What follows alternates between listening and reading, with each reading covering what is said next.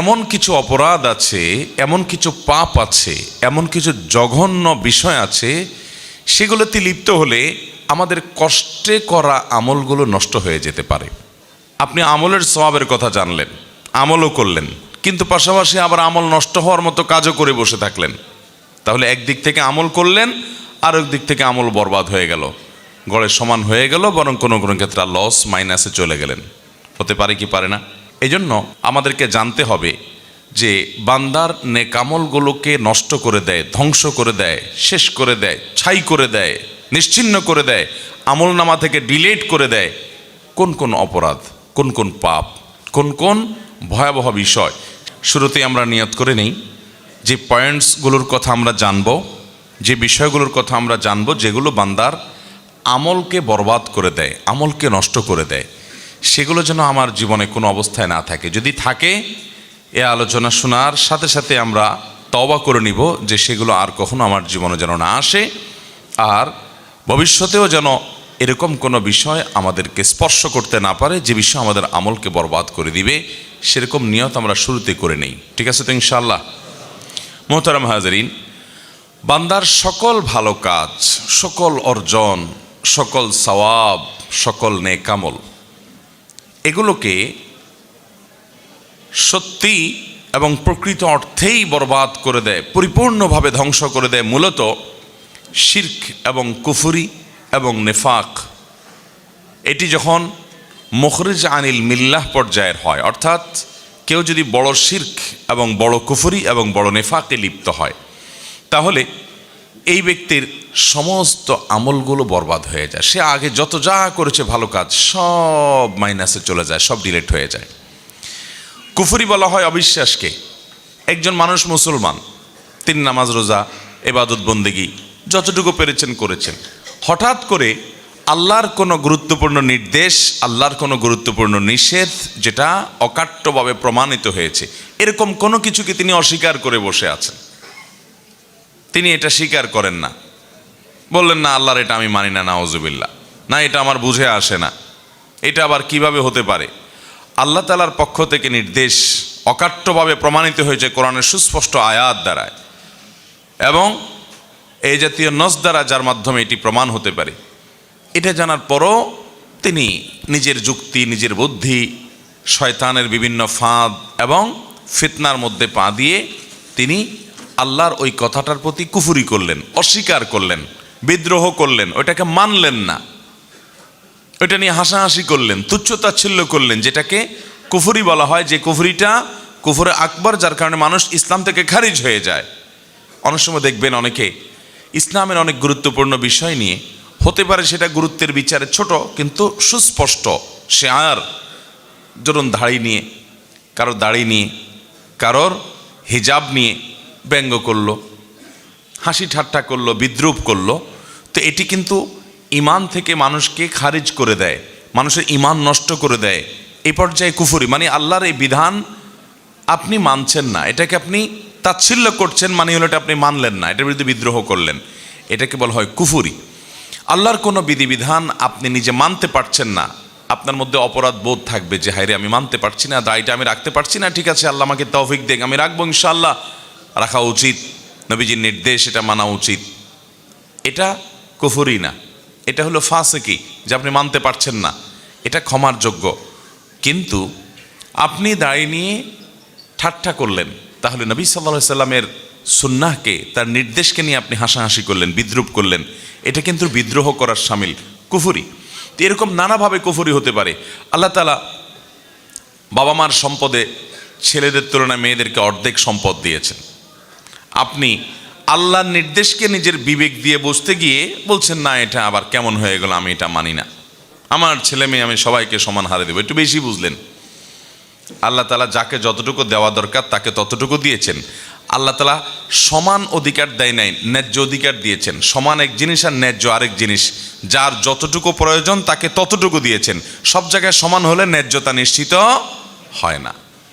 আপনার দুইটা ছেলে মেয়ে, একটার বয়স 10 আর একটার বয়স 20, সমান সমান দিতে হলে 10 এবং 20 দুইজনকে একই সাইজের জামা দেওয়া লাগবে। সমান সমান দিতে গেলে 10 বছরেরটার অসুখ হয়েছে, আপনি নাপা খাওয়াচ্ছেন, 20 বছরেরটারও একটা নাপা খাওয়াই দিতে হবে ওর অসুখ না হইলেও, কারণ সমান সমান দিতে হবে। তো এটা কি ইনসাফের কথা হলো? ইনসাফ হলো ন্যায্যতা, সমান না।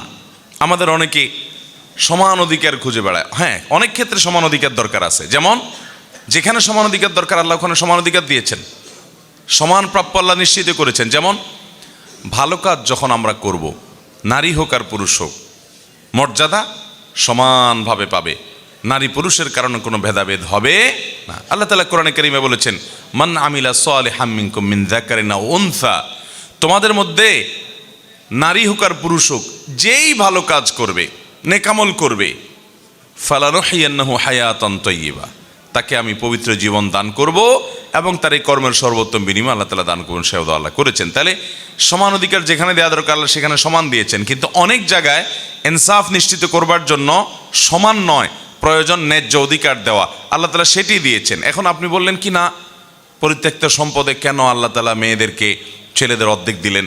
এটা তো জুলুম হয়ে গেল। আল্লাহর সাথে পাল্লা দিয়ে গোল্লা যাওয়ার ব্যবস্থা করলেন, আর কি বেশি পণ্ডিতি করলেন। এরকম কিছু বেশি পণ্ডিত আছে না নাই? ইমান চলে যাওয়ার মতো কাজ করলেন, আল্লাহর বিধানকে আপনি অস্বীকার করলেন, পাত্তা দিলেন না, বিদ্রোহ করে বসলেন, এটাকে আপনি তাচ্ছিল্য করলেন, উড়াই দিলেন, সাথে সাথে আপনার কুফরি হয়ে গেল।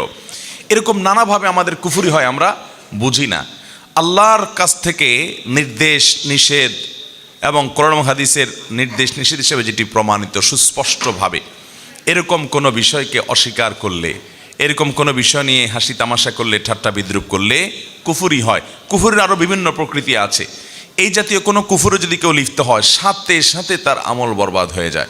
এ সম্পর্কে আল্লাহ রাব্বুল আলামিন কোরআন কারীমে সূরা মায়েদার 5 নম্বর আয়াতে বলেছেন, ওমান ইয়াকফুর বাদাল ঈমান ফাকাদ হাবিতা আমালু, যে ব্যক্তি ঈমান আনার পর আবার কুফরি করলো, অস্বীকার করলো আল্লাহর কোনো কিছুকে, তাহলে সেক্ষেত্রে তার আমল বরবাদ হয়ে গেল। কুফরি করলো মানে হলো সাথে সাথে তার আমল বরবাদ হয়ে গেল, শেষ। অতএব ভাইরা আমার, আল্লাহ রাব্বুল আলামিনের প্রতি কুফরি যেন আমাদের কোনো আচরণ দ্বারা, কোনো কথা দ্বারা, কোনো বিশ্বাস দ্বারা না হয়, সেজন্য আমাদেরকে সতর্ক থাকতে হবে, সাবধান থাকতে হবে। আমান্না সাল্লামনা, ইমানদারের কথা হলো আল্লাহ রাব্বুল আলামিনের আদেশ নিষেধের উপর আমি ঈমান আনলাম, মেনে নিলাম, আমার বুঝে আসুক বা না আসুক। আমি প্রায়শই একটি উপমা দেই, একটি কবিতা শুনাই। আল্লামা ইকবাল ভারত মহাদেশের অন্যতম ইসলামী জাগরণের মহাকবি এবং দার্শনিক, তিনি বলেছেন, जो समझ में आ गई वो फिर खुदा क्यों कर हुआ। আল্লাহর সব কিছু আপনি বুঝে ফেলেছেন, আপনার ব্রেন দিয়ে আপনি ক্যাপচার করে ফেলেছেন, তাহলে সে আল্লাহ হলো কিভাবে আবার? আপনি একটা সৃষ্টি আল্লাহর, একেবারে ক্ষুদ্রাতি ক্ষুদ্র সৃষ্টি। আল্লাহর কত বিশাল বিশাল সৃষ্টি আছে, এই চন্দ্র, এই সূর্য, এই গ্রহ নক্ষত্র, নবমণ্ডল, ভূমণ্ডল, কত বড় বড় সৃষ্টি আল্লাহর আছে। তার মধ্যে আপনি আমরা মানুষরা হলাম আল্লাহর একটা ক্ষুদ্র সৃষ্টি। তো ক্ষুদ্র সৃষ্টি হয়ে মহান স্রষ্টা কোন কাজ কেন নির্দেশ করেছেন, কোনটা কেন নিষেধ করেছেন, অমুকরে এত কেন দিয়েছেন, তমুকরে এত কেন দেন নাই, এই সব কেন যদি আপনি বুঝে ফেলতে চান আর বুঝে ফেলতে পারেন, তাহলে সেক্ষেত্রে আল্লাহর সাথে আপনার পার্থক্য থাকলো কি? আল্লাহকে আপনি বুদ্ধির মধ্যে ক্যাপচার করে ফেলছেন। আরে আল্লাহ তো সেই মহান সত্তা, যিনি এত সীমাহীন, যার আল্লাহ রাব্বুল আলামিনের যে সত্তা, তার যে নির্দেশ এবং নিষেধের যে ব্যাপ্তি, সেটার যে রহস্য, সেটা এত সীমাহীন যে বান্দা হিসাবে আমরা তার সব কিছুর সকল যৌক্তিকতাকে আমাদের বিবেক বুদ্ধি দিয়ে রপ্ত করে ফেলতে পারবো, এটা কোনোদিনই সম্ভব হতে পারে। একজন মালিক আর একজন শ্রমিক, ধরেন কথার কথা, আপনার একজন ড্রাইভার আছে, একজন পিয়ন আছে।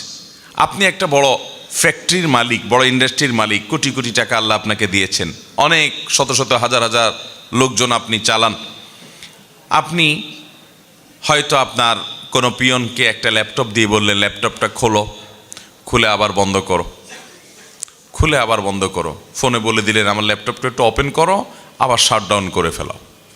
প্রায় এরকম বলেন। আপনার সে পিয়ন যদি বলে, স্যার এই ল্যাপটপ ওপেন করলাম আবার শাটডাউন করলাম, তাতে কি হবে? এটা একটা কোনো কাজ হলো?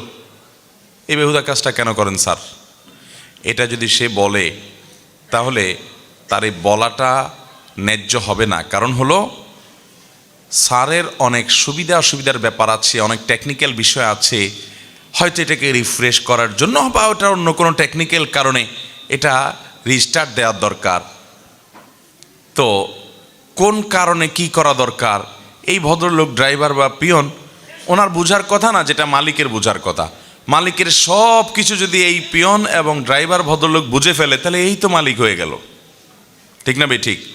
মালিকের সব কিছুর যৌক্তিকতা, সব কিছুর রহস্য এই ভদ্রলোক কি উদ্ঘাটন করতে পারবে? পারবে না। তাহলে মানুষে মানুষে কতটুকু আর পার্থক্য, সেখানে যদি এই অবস্থা হয় তাহলে স্রষ্টার সাথে সৃষ্টির পার্থক্য কতটুকু। মোহতারাম হাজিরিন, এই জন্য আল্লাহ তাআলার কোনো আদেশ, কোনো নিষেধ, কোনো কিছু আমাদের যুক্তিতে বুদ্ধিতে কুলাক বা না কুলাক, আমরা ঈমান এনেছি, মেনে নিয়েছি। আল্লাহ তাআলার আদেশ নিষেধের মধ্যে যৌক্তিকতা, উপযোগিতা এটা অবশ্যই আছে। তিনি হাকিম, রহস্য ছাড়া, হিকমা ছাড়া, প্রজ্ঞা ছাড়া তার কোনো আদেশ নিষেধ অনর্থক কোনো কিছু তিনি করেন না। তিনি ফালতু কোনো কথা বলেন না। সেটা হয়তো আমার বুঝে আসছে না, পরের জেনারেশনে বুঝে আসবে। আজ থেকে শত শত বছর আগে, হাজার বছর আগে কোরআনের অনেক আদেশ নিষেধের যথার্থতা তখনকার মানুষরা বুঝে নাই, আমরা বুঝতেছি এখন। আছে না না এরকম বহু বিষয়? দিনে 5 বার ওযু। আচ্ছা বলেন তো, দিনে 5 বার ওযু করা, আবার প্রত্যেকবার ওযুতে 3 বার করে হাতের কবজি পর্যন্ত ধোয়া, আগে হাতের কবজি ধুয়ে তারপর অন্য কাজগুলো করা। তখনকার সাহাবীদের আমলে, মক্কা মদিনাতে যে সাহাবীরা ছিলেন তাদের আমলে মানুষ ছিল অল্প কিছু, সামান্য হাতে গোনা কিছু মানুষ ছিল একটা শহরের মধ্যে। এত মানুষের গ্যাদারিং ছিল না, এত রোগ জীবাণু এগুলোর এত বেশি আপনার আজকের মতো যেরকম ব্যাপ্তি থাকে ছড়িয়ে পড়ে এসব ছিল না। সাহাবায়ে কেরাম রিদওয়ানুল্লাহি তাআলা আলাইহিম আজমাইন, সেই মহামনীষীরা ওই সময় এটার যৌক্তিকতা যদি খুঁজতে যেতেন তাহলে তাদের কাছে যৌক্তিকতা প্রকাশিত প্রমাণিত নাও হতে পারত, যে আল্লাহ আবার এটা কেন বললেন। কিন্তু আল্লাহ রাব্বুল আলামিন তাদেরকে এই যে আদেশ, এই যে নিষেধ করেছেন, ওযু করতে নির্দেশ করেছেন, তাদের বুঝে আসছে বা না আসছে, তারা সেটাকে মেনে নিয়েছেন। আজকে আমরা জানি যে রোগবালাই থেকে, জীবাণু থেকে, বিভিন্ন রকমের ক্ষতিকর বিষয় থেকে বাঁচার জন্য আমাদের ঘন ঘন হাত ধোয়া দরকার। এখন করোনা এসে আমাদেরকে বলছে যে হ্যাঁ হাত ধুইতে হবে ঘন ঘন, হাত ধুইতে হবে ঘন ঘন। এখন হাত ধোয়া যে অনেক দরকারি কাজ এটা আমরা বুঝছি, অথচ তখনকার মানুষরা এটা বুঝতে, ইসলামের অনেক বিষয় আছে যেগুলোকে হয়তো আগামী আরো 1000 বছর পরে মানুষ বুঝবে, আরো 500 বছর পরে মানুষ বুঝবে, কিন্তু ইমানদার তার বুঝে আসুক বা না আসুক তার বুঝের উপরে নির্ভর করবে না। আমার বুঝে আসলে তারপরে মানবো, তাহলে তো বুঝের গোলাম হলাম, আল্লাহর গোলাম হলাম না। আল্লাহ তাআলার আদেশ নিষেধকে আমি মেনে নিলাম, এটাকে বলা হয় ঈমান, এটাকে বলা হয় সারেন্ডার, এটাকে বলা হয় ইসলাম। মোহতারাম হাজিরিন, এই জন্য একজন মুসলমান তিনি কুফুরি থেকে বেঁচে থাকবেন। আল্লাহর কোনো আদেশ নিষেধ নিয়ে সন্দেহ, সংশয়, কপটতা, কুফুরি, অস্বীকৃতি এগুলো যেন কখনো না আসে। যদি আসে সকল আমল বরবাদ হয়ে যাবে। আমল বরবাদ হওয়ার জন্য আরেকটা বিষয়ের দায় আছে অনেক বড়, সেটি হলো শিরক। কুফুরিরই ওই ক্যাটাগরির আরেকটি অপরাধ, আরেকটি পাপ, যেটি ক্ষমার অযোগ্য যদি কেউ এটি করে তওবা ছাড়া মারা যায়। আর যদি এটি করার পর কেউ তওবা করে আল্লাহ তাআলা মাফ করে দিবেন। অনেক মুসলিম ভাইয়েরা আছি আমরা, অনেক বোনরা আছেন আমাদের, যারা শিরকে লিপ্ত হন, আল্লাহর ইবাদত করেন, আবার আল্লাহর পাশাপাশি হয়তো কোনো মানুষের, কোনো কবরের, কোনো মাজারের, কোনো আপনার অলৌকিক শক্তির পুজো করেন, উপাসনা করেন, তার কাছে প্রার্থনা করেন, তার কাছে সাহায্য চান। এরকম রোগবালাই, এরকম শিরকের এই বদ অভ্যাস আমাদের দেশে অনেক মানুষের মধ্যে আছে না নাই? শিরকের এই অপরাধ সম্পর্কে আল্লাহ তাআলা বলেছেন, ওয়ালাকাদ উহিয়া ইলাইকা ওয়া ইলাল্লাযীনা মিন ক্বাবলিক, হে রাসূল আপনি এবং আপনার পূর্বে যত রাসূল পৃথিবীতে এসেছেন সকলের প্রতি আল্লাহ তাআলার কমন একটা অর্ডার ছিল। সেটা কি? লাইন আশরাকতা লা ইয়াহবাতান্না আমালুক, যদি আপনি শিরকে লিপ্ত হন, রাসূল সাল্লাল্লাহু আলাইহি ওয়াসাল্লামকে আল্লাহ বলছেন আপনি নিজে শিরকে যদি লিপ্ত হন, নবী হয়ে রাসূল হয়ে যদি কেউ আল্লাহর সঙ্গে শিরকে লিপ্ত হয়, লা ইয়াহবাতান্না আমালুক, তাহলে আপনার যত আমল আছে, ভালো কাজ আছে, সব বরবাদ হয়ে যাবে। ওয়ালা তাকুনান্না মিনাল খাসিরিন, এবং আপনি ক্ষতিগ্রস্তদের কাতারে শামিল হবেন, লুজার হবেন, সব হারিয়ে আপনি কপাল পোড়া, দুর্ভাগা, হতভাগা হয়ে যাবেন, ক্ষতিগ্রস্ত হয়ে যাবেন। মোহতারাম হাজরিন, এই আয়াত বলছে যদি কেউ শিরকে লিপ্ত হয় তাহলে তার সমস্ত নেকামল নষ্ট হয়ে যায়। এই জন্য শিরকের ব্যাপারে আমাদের সাবধান থাকতে হবে। আমাদের দোয়া সন্তান না হলে, ব্যবসা বাণিজ্য ভালো না হলে, বিপদ আপদ দূর না হলে, রোগবারাই ভালো না হলে, তারপর আমাদের দাম্পত্য জীবনে সুখ শান্তি না হলে, যেই কোনো সুবিধা অসুবিধা চাওয়া পাওয়া এগুলোর জন্য আমরা হাত তুলব, প্রার্থনা করব একমাত্র কার কাছে? আল্লাহ রাব্বুল আলামিনের কাছে। আল্লাহর পাশাপাশি যদি আপনি অন্য কাউকে শরীক বানান, আরও কারোর কাছে আপনি দোয়া করেন, প্রার্থনা করেন, তাহলে এটা হবে শিরক। ঠিক একইভাবে আমাদের সেজদা, আমাদের রুকু, আমাদের নামাজ, এটা কার উদ্দেশ্যে হবে? আল্লাহর উদ্দেশ্যে। এখন আপনি কোনো কবরে গিয়ে, কোনো মাজারে গিয়ে সিজদা করলেন, সেখানে গিয়ে আপনি রুকু করলেন, সেখানে গিয়ে নামাজ পড়লেন, তাহলে এটা হলো শিরক, এবং এই শিরকের কারণে আপনার আমল বরবাদ হতে পারে। এই জন্য মোহতারাম হাজিরিন, শিরক এবং কুফুর, আল্লাহর কোনো বিধানকে বা আল্লাহর শরীয়তকে, আল্লাহর আদেশকে অস্বীকার করা, কিংবা আল্লাহর ইবাদতের পাশাপাশি অন্য কারো শরীক করা, এগুলো আমাদের আমলগুলোকে বরবাদ করে দেয়। এই বরবাদ করে দেওয়া বিষয়টি, শিরক এবং কুফুর থেকে আমরা বেঁচে থাকার চেষ্টা করবো তো ইনশাআল্লাহ। আল্লাহ তাআলা আমাদেরকে তৌফিক দান করুন। আজান হচ্ছে, আমরা আজানের জবাব দিয়ে নিই, তারপর ইনশাআল্লাহ আমরা বাকি আলোচনা কন্টিনিউ করব। আজানে মুয়াজ্জিন সাহেব যা যা বলে সাথে তা বলতে হয়, এটাই আজানের জবাব। আল্লাহু আকবার, আল্লাহু আকবার, আল্লাহু আকবার, আল্লাহু আকবার, আশহাদু আল্লা ইলাহা ইল্লাল্লাহ,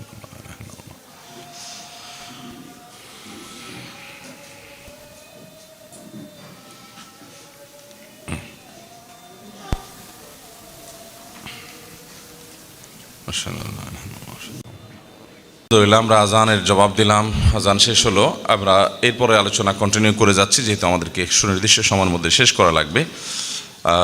আমরা যেটা বলছিলাম যে আমল বরবাদ করে দেয় যে বিষয়গুলো, এর ভিতরে প্রথম বিষয় হলো কুফুর এবং শিরক।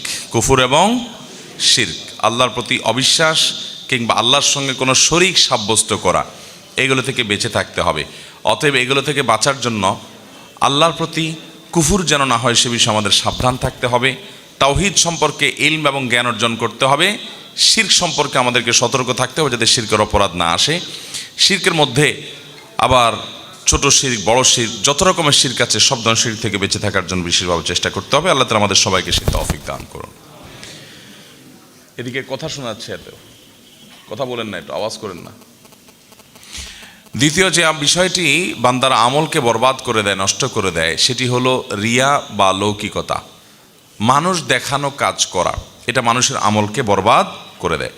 ইবনে মাজাহ বর্ণিত একটা হাদিস আছে, নবী করিম সাল্লাল্লাহু আলাইহি সাল্লাম বলেছেন, কিয়ামত যখন কায়েম হবে তখন আল্লাহর পক্ষ থেকে একজন ঘোষক ঘোষণা দিয়ে বলবেন, যারা কোনো ভালো কাজ করছো তোমাদের জীবদ্দশায় আল্লাহকে খুশি করার জন্য, আবার পাশাপাশি আল্লাহর সাথে অন্য আরও কারোর খুশিও তোমার উদ্দেশ্য ছিল, যে আল্লাহও খুশি হোক, সাথে অমুকও দেখুক তাহলে ভালো লাগবে, অমুকও শুনুক তাহলে ভালো লাগবে।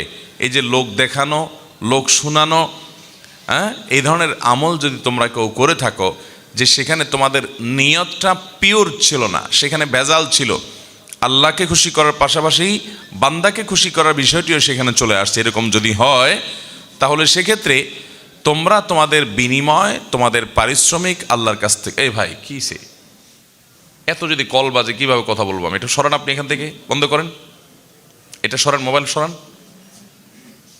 হ্যাঁ, তো অফ আগে করেন নাই কেন? এটা কোন ধরনেরই, আপনি কোন মিডিয়া, এটা কোন চ্যানেল? নিজেদের বুঝতে পারছি, তাহলে মোবাইল বাজবে, সামনে এনে রাখবেন, এটা কোন ধরনের মানুষের সেন্স থাকতে হবে তো। জি ভাই, বলতেছিলাম যে আল্লাহ রাব্বুল আলামিন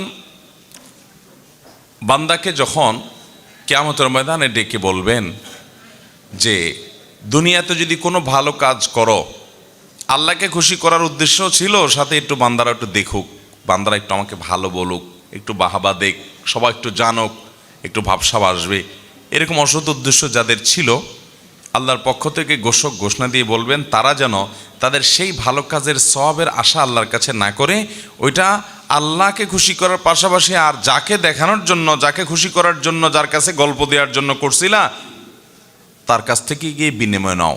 কারণ ইন্নাল্লাহ আগনা শুরাকা আনিশ শিরক, আল্লাহ তাআলা তার সাথে যাদেরকে শরীক সাব্যস্ত করা হয় এসব শরিক টরিকের শিরক থেকে, পার্টনারশিপ থেকে আল্লাহ তাআলা অনেক পবিত্র। এগুলোর কোনো প্রয়োজন আল্লাহ তাআলার নাই।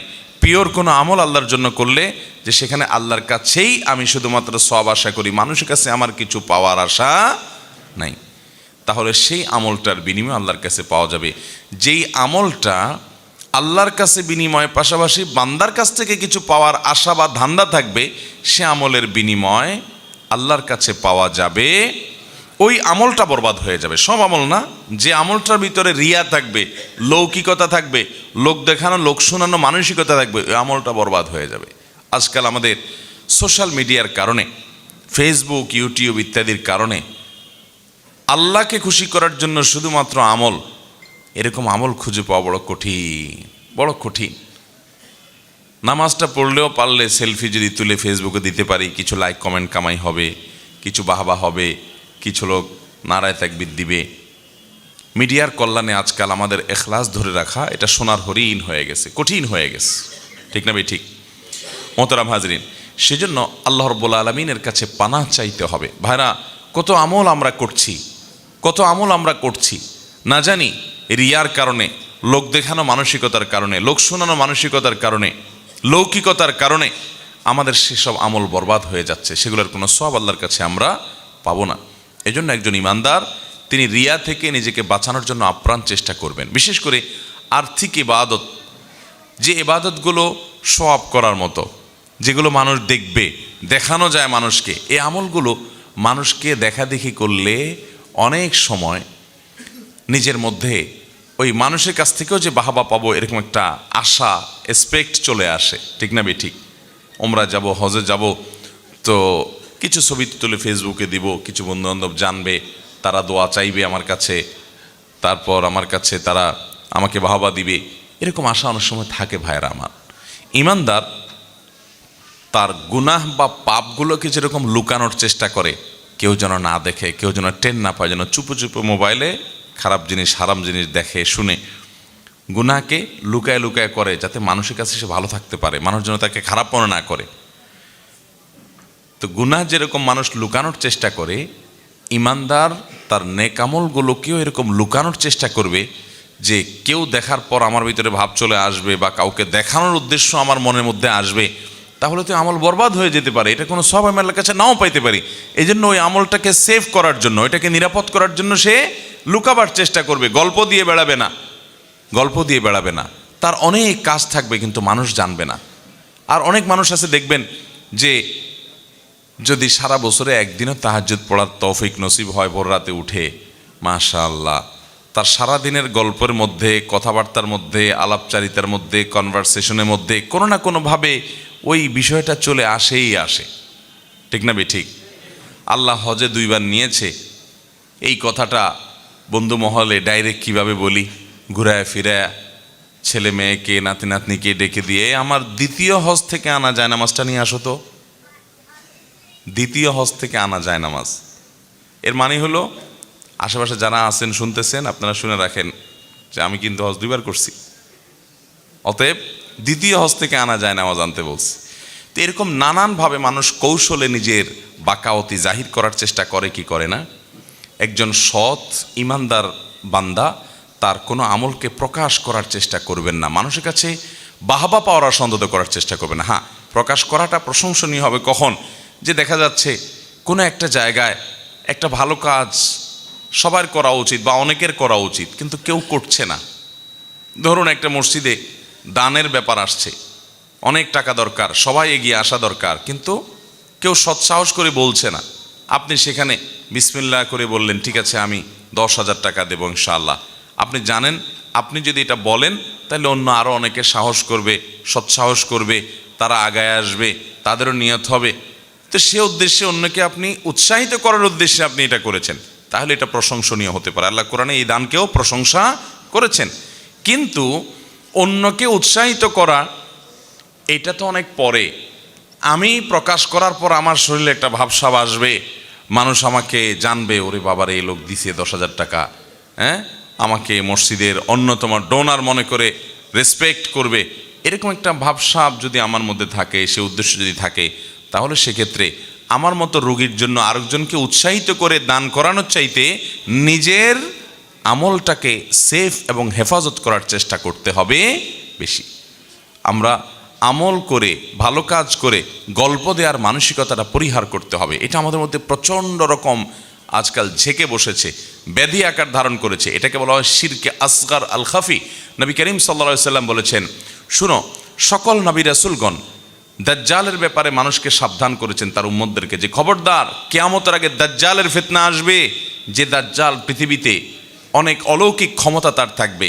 এই ক্ষমতাগুলো দেখে মানুষ ইসলাম থেকে দূরে সরে যাবে। আজকাল দেখবেন যে তথ্য প্রযুক্তি, টেকনোলজির উন্নতির সময় অনেক স্কুল কলেজ পড়ুয়া ভাই বোনেরা অনেক সায়েন্স বা আপনার বিজ্ঞান সম্পর্কে জানাশোনার পর, বিজ্ঞানের উন্নতি অগ্রগতি দেখার পর অনেকে রীতিমতো আখেরাত সম্পর্কে, আল্লাহ সম্পর্কেই সন্দেহের মধ্যে পড়ে যায়, মনে করে যে এই সব বুঝি। তো দাজ্জাল যখন আসবে তার কাছে আরও অলৌকিকত্ব থাকবে, মানুষ ধোঁয়াশার মধ্যে পড়ে যাবে। এই জন্য সকল নবী রাসূলগণ সাবধান করেছেন, দাজ্জালের ফিতনা আসবে, ইমান হারা হইও না তোমরা এসব ভেলকিবাজিতে। এসব অলৌকিকতা দেখে লাইফটা একেবারে ইজি হয়ে যাবে। রিমোট তো হচ্ছে, রিমোটের চাইতে আরও সামনে অনেক আপ টু ডেট আরও অনেক কিছু হবে এবং একক ক্ষমতা সব চলে আসবে। মানুষের মৃত্যু, জীবন, সব অনেক অদ্ভুত অদ্ভুত ঘটনা দেখবে। খবরদার, এই জন্য আল্লাহ বা আখিরাতের প্রতি যেন ইমান হারা না হয়, অনেক আগে থেকে সাবধান করে গেছেন, হাজার হাজার বছর আগে থেকে সকল নবী রাসূলগণ দাজ্জালের ব্যাপারে। নবী সাল্লাল্লাহু আলাইহি সাল্লাম বলেছেন, দাজ্জালের ফিতনার চাইতেও ভয়াবহ এবং ভয়ঙ্কর ফিতনা হলো এই ফিতনা, যেটাকে বলা হয় শিরকে খাফি বা গোপন শিরক। গোপন শিরক, আপনি করছেন ভালো কাজ, তলে তলে আপনার পেটে, আপনার মনে উদ্দেশ্য আছে কি, সবাই একটু দেখুক। গল্পটা দিলেন, শরীরে একটু ভাব আসলো, সবাই একটু আপনার দিকে তাকায় রইল, মাশাআল্লাহ মাশাআল্লাহ, সুবহানাল্লাহ, হাজী সাহেব এত ভালো কাজ করছেন। আপনার মধ্যে এক ধরনের আত্মপ্রসাদ চলে আসলো, আত্ম অহংকার চলে আসলো, অজব চলে আসলো। এই জিনিসটা বান্দার আমলকে বরবাদ করে দেয়। আপনি ওই গল্প স্বল্প দিয়া আমলটাকে নষ্ট করে কী লাভ হলো? আমলটা করে শুধু নষ্টই হয়ে শেষ হয় নাই, যে ঠিক আছে আমল করছেন সওয়াব পেলেন না, এটুকু হলে শেষ একটা ব্যাপার ছিল, এটুকু না, এটা আরও মাইনাসে যাবে, কারণ এটা শিরক, ছোট শিরক। নবী সাল্লাল্লাহু আলাইহি সাল্লাম বলেছেন, দাজ্জালের ফিতনা যত ভয়ঙ্কর, তার চাইতে বড় ভয়ঙ্কর আমি তোমাদের উপরে ভয় করি। একটা সময় তোমাদের মধ্যে এরকম ছোট শিরক ঝেঁকে বসবে। এই যে ফেসবুক, এই যে হোয়াটসঅ্যাপ, এই যে ইউটিউব, এই যে টিকটক, লাইকি ইত্যাদি সোশ্যাল মিডিয়া, এগুলোর কল্যাণে মানুষ যে কোনো ভালো কাজকে প্রচার করার যে সুযোগ তৈরি হয়েছে আজ, নবী সাল্লাল্লাহু আলাইহি সাল্লামের যুগে তো এগুলো ছিল না, কিন্তু তিনি তখন সাবধান করে গেছেন। একটা সময় আসবে যখন তোমরা আমল করবে কিন্তু উদ্দেশ্যের মধ্যে অসততা এত বেশি আসবে যে দাজ্জালের ফিতনার চাইতে ভয়ঙ্কর হবে। সেটা আজকে আমাদের জনে জনে ঘরে ঘরে হয়ে গেছে।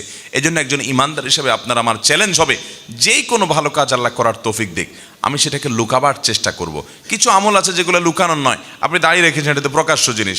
জাকাত দিবেন, ফরজ কাজ, এটা লুকানোর জিনিস না, এটা প্রকাশ্যে দিবেন।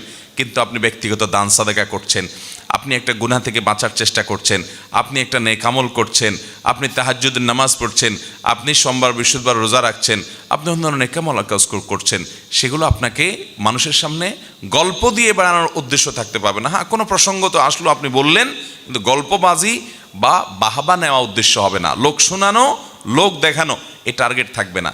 তাহলে আপনার আমলটা ঠিক থাকবে। অন্যথায় যে আমল করে মানুষের কাছে ওই যে প্রশংসা কুড়াবেন, আল্লাহর ফেরেশতারা কিয়ামত দিন বলবে, তুমি না অমুকের বাহবা পাওয়ার জন্য বলছিলা, টাকা দান করে এরপর ডানে বামে তাকাইছো, কে কে তোমার দিকে তাকায়, তো ভাব শরীরে আসছে, তো ওখানে তো ফিডব্যাক পেয়ে গেছো, শেষ। আল্লাহর কাছে আর কিছু নেই, বরং এখন শাস্তি আছে যে আল্লাহর সঙ্গে কেন শিরিক করলে, কেন আর অন্য কারো সন্তুষ্টি সেখানে আশা করলে। এই জন্য আমাদের নিয়তগুলোকে প্রতিটা আমলের ক্ষেত্রে আমরা একমাত্র আল্লাহ তাআলার জন্য খালেস করবো তো ইনশাআল্লাহ। আল্লাহ আমাদেরকে তৌফিক দান করুন। তাহলে আমল নষ্ট করে দেয় যে বিষয়গুলো, এর মধ্যে দ্বিতীয় বিষয় হলো রিয়া এবং লৌকিকতা। সাবধান থাকবো তো ইনশাআল্লাহ। এই রিয়া এবং লৌকিকতা বিশেষ করে অনেক সময় আমল বরবাদ করার মতো পর্যায়ের হয় না, নিজের অজান্তে কিছু লৌকিকতা চলে আসে, সেগুলোতে আমল হয়তো বরবাদ হবে না, কিন্তু সেগুলোও শিরক। এগুলো থেকে বাঁচবেন কিভাবে? কিছু আছে টের পাইছেন আপনি, যে আপনার মধ্যে ভাব আসছে, মানুষ দেখানোর উদ্দেশ্য আসছে, কিছু আসছে আপনি টের পান নাই, আপনার নিজের অজান্তে শিরক হয়ে গেছে, এরকম কিছু সূক্ষ্ম শিরক আছে। বাঁচবেন কিভাবে? নবী করিম সাল্লাল্লাহু আলাইহি ওয়াসাল্লাম দোয়া শিক্ষা দিয়েছেন, আল্লাহুম্মা ইন্নী আউযু বিকা আন উশরিকা বিকা ওয়া আনা আ'লাম ওয়া আস্তাগফিরুকা লিমা লা আ'লাম। আল্লাহ, আপনার কাছে পানাহ চাই, আশ্রয় চাই, আমার জ্ঞাতসারে কোনো শিরক যেন না হয়, আমার অজান্তে অজ্ঞাতসারে যেন কোনো শিরক না হয়। এই উভয় প্রকার শিরক থেকে আল্লাহ আপনার কাছে পানা চাই, আপনার কাছে আশ্রয় চাই। এই দোয়াটা বেশি বেশি করে পাঠ করতে হবে। আল্লাহ আমাদেরকে তৌফিক দান করুন। নাম্বার 3, আমল বিধ্বংস, আমলকে শেষ করে দেয়, আমলকে নষ্ট করে দেয়, বরবাদ করে দেয় যে গুনাহ এবং পাপ অপরাধ যে বিষয়, সেগুলোর মধ্যে থেকে একটি হলো হাসাদ বা হিংসা। অন্যের ভালো দেখতে পারেন না, কারোর সাথে আপনার কম্পিটিশন আছে, ওর ভালো দেখলে আপনার জ্বলে। এই রোগটা আমাদের মধ্যে আছে না নাই? ইমানদারের কলিজাটা হতে হবে ফ্রেশ। আমি কারোর ক্ষতি বা অকল্যাণ চাইবো না, সবার ভালো আশা করব। আল্লাহ অমুকে, আমার সাথে হয়তো তার কোনো কারণে একটু বাদাবাদি আছে, একটু আমার সাথে তার কোনো কারণে হয়তো সে আমার সাথে শত্রুতা করে, হয়তো আছে কোনো কারণে কম্পিটিশন বা অন্য কিছু, তারপরও দিন শেষে আমি একজন মুসলমান হিসেবে কারোর ক্ষতি চাইবো না। আল্লাহ তাকেও ভালো দেখ, তারও রোগ বালায় না হোক, তার ছেলেটা ভালো রেজাল্ট করুক, তার রুটি রুজি ভালো আসুক, তার ব্যবসাটা ভালো হোক, সে সাকসেস হোক, তাতে আমার কোনো সমস্যা তো নাই। কারণ যে আল্লাহ তাকে দিচ্ছে, তাকে দেওয়ার কারণে কি আল্লাহর অভাব হবে, আমাকে দিতে অসুবিধা হবে এরকম? তো এরকম যদি না হয় তাহলে আমার অসুবিধার কথা। আল্লাহ তাকে দিছে, আরও দেখ, আমার কোনো কষ্ট নাই। আমার হয়তো আল্লাহর কাছে চাওয়া হবে, আল্লাহ আপনি তাকে দিয়েছেন ভালো কথা, আমাকেও দেন। আপনি তাকে দিতে পারেন তো আমাকে তো আপনি দিতে পারেন, আমাকেও দিয়েন আল্লাহ। তাকে দেন, আমার দুঃখ নেই, আরও দেন, আমাকেও দিয়েন আল্লাহ। এ হলো ইমানদারের মেন্টালিটি, এরকম থাকতে হবে। আর যদি আপনার মনে হয় আল্লাহ আমাকে দেওয়ার না দাও, ওরে দিও না, আছে না না এগুলা? আমার ছেলেটা পাস করুক আর না করুক, ওর ছেলে জিপিএ 5 পাইছে, এটা আমি শুনতে চাই না, ঠিক না? আমার দোকানে কাস্টমার ঢুকুক আর না ঢুকুক, ওর দোকানে কাস্টমার ঢুকবে আর ব্যাগ ভর্তি জিনিস নিয়ে বাইরে হবে, এইটা আমি সহ্য করতে পারবো না। এটারে বলে হিংসা, এটারে বলে কি? অন্তরে জ্বালা পোড়া করে। কারোর ভালো দেখলে অন্তরে চিনচিন করে জলে কিনা খেয়াল করবেন। এটা হলো হিংসা মাপার মিটার। যদি জলে তাহলে বুঝবেন এই রোগটা আপনার মধ্যে আছে। ভাইরা আমার, হতে পারে দুনিয়াতে চলতে গেলে কেউ আপনার সাথে শত্রুতা করতেছে, শত্রু আপনার শত্রুর জায়গায় আছে, হোক, তাই বলে আপনি তার ক্ষতি কামনা করবেন, তার ভালো আশা করবেন। আচ্ছা, তাকে যে ভালো জিনিসটা দিয়েছেন, এটা কে দিয়েছেন? তা সেটা দেওয়ার কারণে যদি আপনার মনের মধ্যে কষ্ট হয়, তাহলে আল্লাহর দেওয়ার ব্যাপারে, আল্লাহর দানের ব্যাপারে আপনি এক ধরনের অভিযোগ তুললেন, ঠিক না? যে আল্লাহ তাকে দিয়েছে, আপনি সেটা নিয়ে আপত্তি করছেন, মানে আল্লাহর সাথে আপনি পাল্লা দিচ্ছেন, তাহলে তো গোল্লা যাওয়া লাগবে। আল্লাহ যেহেতু তাকে দিছে, আমার এখানে কোনো সে নাই, আল্লাহ আরও দেখ। এগুলো ইমানদারের চাওয়া। এই হাসাদ, এই সম্পর্কে একটা হাদিস বর্ণিত হয়েছে বিভিন্ন হাদিস গ্রন্থে। এই হাদিসটির সনদকে মুহাদ্দিসদের অনেকেই একাধিক সনদকে দায়ীফ বলেছেন, আবার কোনো কোনো সনদকে অনেক ওলামায়ে কেরাম গ্রহণযোগ্যতার লেভেল পর্যন্ত পৌঁছায় বলে মন্তব্য করেছেন। তবে এর মূল বক্তব্য যেটি, সেটি বিভিন্ন হাদিসের আলোকে প্রমাণিত, যেটি হাসাদ বা হিংসা এটা হারাম।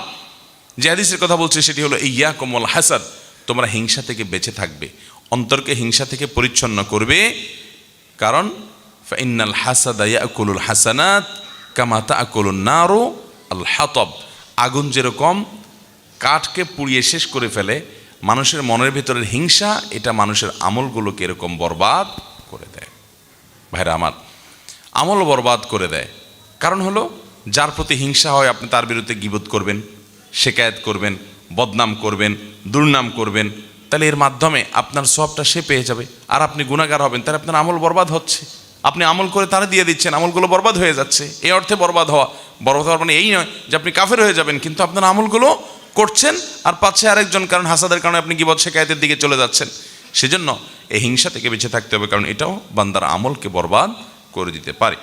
নাম্বার 4, নবী করিম সাল্লাল্লাহু আলাইহি সাল্লামের প্রতি বেয়াদবি, নবীজির শানে আদবের খেলাফ হয়, শিষ্টাচার বহির্ভূত হয় এমন কোনো কাজ করা, কিংবা তার বিরুদ্ধাচরণ করা, তার আনুগত্য না করা, এটাও বান্দার আমলকে বরবাদ করে দেয়। এই বিষয়ে কোরআন কারীমের একাধিক আয়াত রয়েছে যে আল্লাহ এবং তার রাসূলের, আল্লাহ যে রাসূল সাল্লাল্লাহু আলাইহি সাল্লামের সাথে শিকাক করবে, মুখালাফাত করবে, বিরুদ্ধাচরণ করবে, রাসূলের কথা পাত্তা দিবে না, মানার চেষ্টা করবে না, দম্ভ করবে, অহংকার করবে, তুচ্ছ তাচ্ছিল্য করবে, অস্বীকার করবে, এই ব্যক্তি তার আমলগুলো বরবাদ হবে।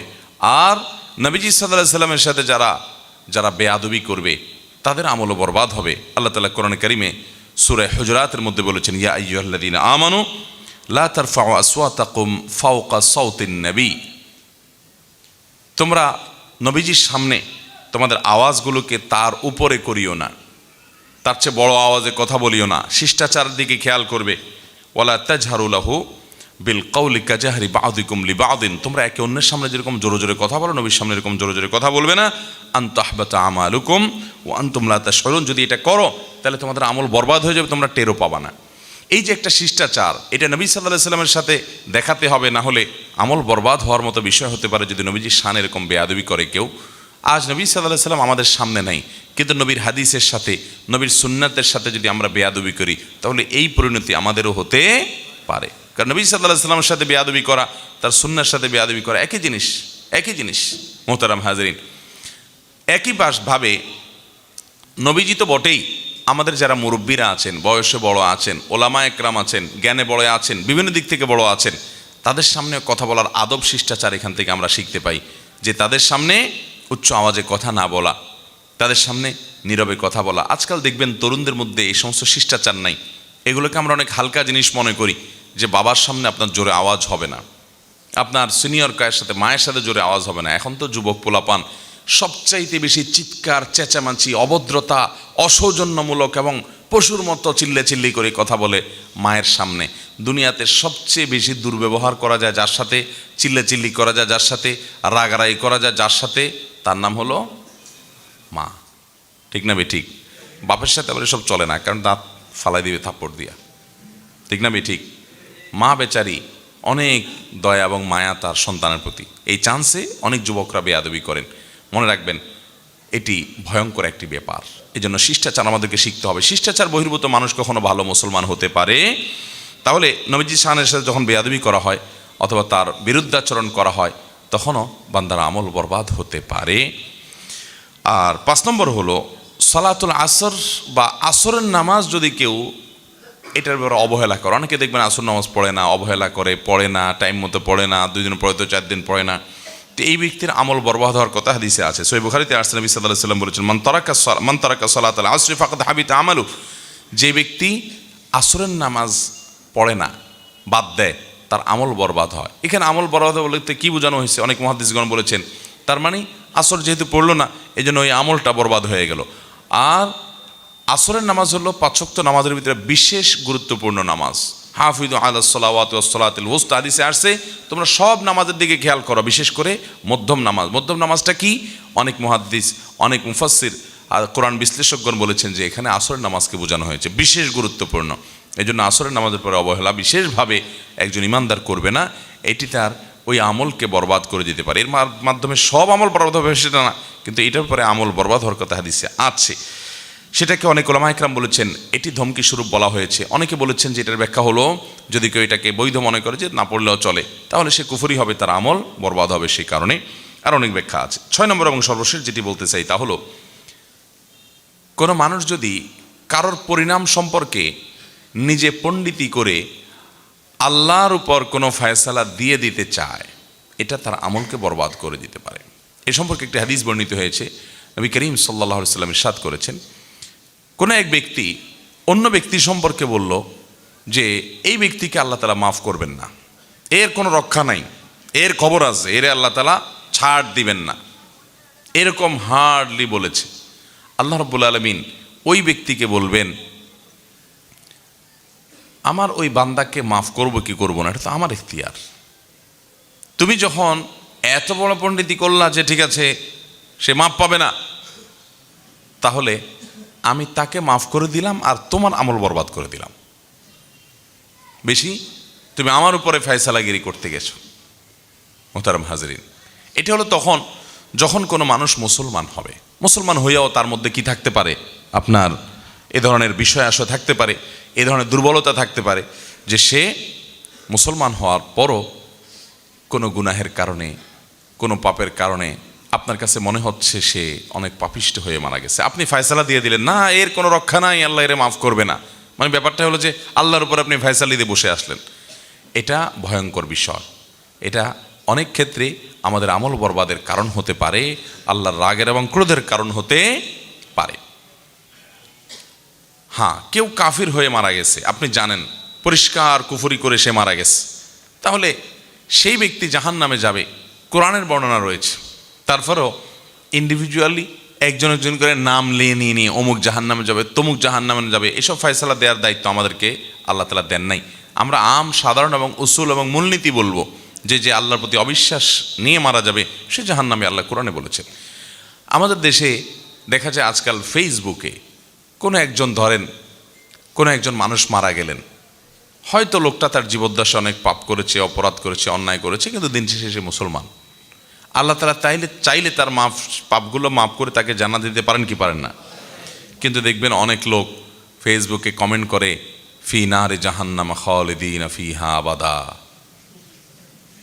কেউ একটা মারা গেছে মনে করেন, তো লেখা দেয় যে সোজা জাহান্নাম, গো টু ফায়ার, এরকম লেখে কি লেখে না?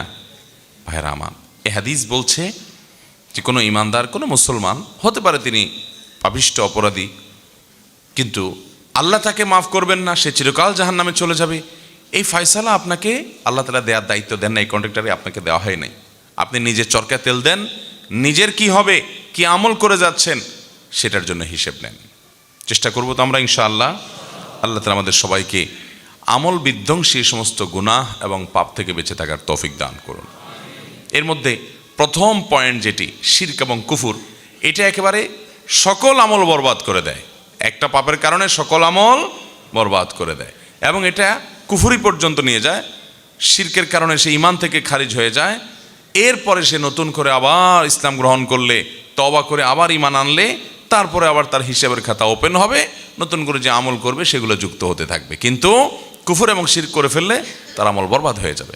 আর বাকি যে কারণগুলো বলেছি, বাকি 5টি কারণ, সেই কারণগুলো, এগুলোর কারণে সকল আমল বরবাদ হয়ে সে কাফের হয়ে যায় এরকম না। এটি আহলে সুন্নাত জামাতের আকীদা। এগুলোর নানান ব্যাখ্যা ওলামা ইকরাম দিয়েছেন, যেগুলো আমি কথার ফাঁকে বলেছি, কিন্তু আমাদেরকে এগুলোতে ব্যাপারে বিশেষভাবে সাবধান থাকতে হবে। আবারও বলছি, কুফরি এবং শিরক এটি সকল আমল বরবাদ করে দেয়। রিয়া বা লৌকিকতা, মানুষ দেখানো আমল করার প্রবণতা, এটাও বান্দার আমলকে, যে আমলে রিয়া, মানুষকে দেখানো, মানুষের কাছে বাহবা নেওয়া, দুনিয়ার মানুষের কাছে প্রশংসা কুড়ানো ইত্যাদি দুনিয়ার ধান্দা থাকবে, এগুলোর ওই আমলটা বরবাদ হবে, ওইটার সওয়াব আল্লাহর কাছে পাওয়া যাবে। হাসাদ বা হিংসা মনের মধ্যে যদি থাকে, অন্যের প্রতি হিংসা থাকলো, হাসাদ থাকলো, এটাও আমাদের আমল বরবাদ করে দিতে পারে। 4 নম্বর, নবী করিম সাল্লাল্লাহু আলাইহি ওয়াসাল্লামের প্রতি বেয়াদবি, তার প্রতি আপনার অসম্মান, তার সুন্নাহকে তাচ্ছিল্য করা, পাত্তা না দেওয়া, নবীজি সাল্লাল্লাহু আলাইহি ওয়াসাল্লামের প্রতি বেয়াদবি হয় সেরকম কোনো কিছু করা, অথবা নবী সাল্লাল্লাহু আলাইহি ওয়াসাল্লামের বিরুদ্ধাচরণ করা নিয়মিত, তার সুন্নাহকে একদম মেনে না চলা, তাকে ছোট মনে করা, হেয় মনে করা। আজকাল অনেকে আছে আহলে কোরআন বাইর হয়েছে, হাদিস মানা লাগবে না, পাত্তাই দেয় না। তো এগুলো মানুষের আমলকে বরবাদ করে দিতে পারে। আর একইভাবে একজন মানুষ তার আমলকে বরবাদ করে দিতে পারে সালাতুল আসর তরক করা, আসরের নামাজ তরক করা। আসরের নামাজ বিশেষ যত্নবান থাকতে হবে, এটা আমল বরবাদ করে দেওয়ার মতো একটা বিষয়। সেটা ওই শুধু নামাজের আমলটাও হতে পারে, অন্য ব্যাখ্যাও হতে পারে। আর সর্বশেষ এবং 6 নম্বর পয়েন্ট যেটি, সেটি হলো কারোর ব্যাপারে ফয়সালা দিয়ে পণ্ডিতি করে সে জাহান্নামে যাবে, আল্লাহ তাকে মাফ করতে পারে না, অসম্ভব আল্লাহ তাকে মাফ করতে পারে না, এরকম শক্ত দিয়ে কারোর ব্যাপারে মন্তব্য করা যাবে না। দেখেন, আমরা আজকাল অন্যের ব্যাপারে মন্তব্য করতে খুব মজা পাই, খুব স্বাদ পাই, খুব তৃপ্তি পাই। কেউ মারা গেল, কাকে জাহান্নামে পাঠাইতে পারলাম, কাউকে গোমরাহ কাফের ফতোয়া দিতে পারলাম, সে পথভ্রষ্ট বলে দিতে পারলাম, এগুলো বললে আমাদের কাছে একটু ভালো লাগে, তাই না? নিজের বেলায় আমরা তেমন কোনো শক্ত অবস্থানে যাই না, নিজেকে ফেরেশতা জাহির করি। আর যত ফতোয়াবাজি, যত শক্ত কথা, যত জাহান্নামে পাঠানো, এগুলো সব মানুষের ব্যাপারে করি। অথচ আল্লাহ আমাদেরকে বলেছেন, কু আনফুসাকুম ওয়া আহলিকুম, নিজেকে এবং নিজের পরিবারকে জাহান্নামের আগুন থেকে বাঁচাও। আমাদের সেই খবর নাই। আমরা আছি গোটা দুনিয়ার মানুষের কন্ট্রাক্টারে নিয়ে, ওর পিছে লাগা, ওর ছিদ্র অন্বেষণ করা, ওর দোষ ধরা, ওরে গোমরা ফতোয়া দেওয়া, ওরে কাফের ফতোয়া দিয়া, মানুষের পিছনে শুধু লাগালাগি। নিজের সংশোধন বা আত্মশুদ্ধির খোঁজ খবর আমাদের নাই। আল্লাহ তাআলা আমাদেরকে সৎ এবং নেককার মানুষ হিসাবে দুনিয়া থেকে যাওয়ার তৌফিক দান করুন, এবং আমল যতটুকু আল্লাহ করার তৌফিক দিয়েছেন এগুলো যেন বরবাদ না হয়, এগুলো যেন নষ্ট না হয়। সেজন্য আমল বিনষ্টকারী এই 6টি বিষয় থেকে বিশেষভাবে যেন আমরা বেঁচে থাকতে পারি। আল্লাহ সুবহানাহু ওয়া তাআলা আমাদের সকলকে সেই তৌফিক দান করুন। জাযাকুমুল্লাহ।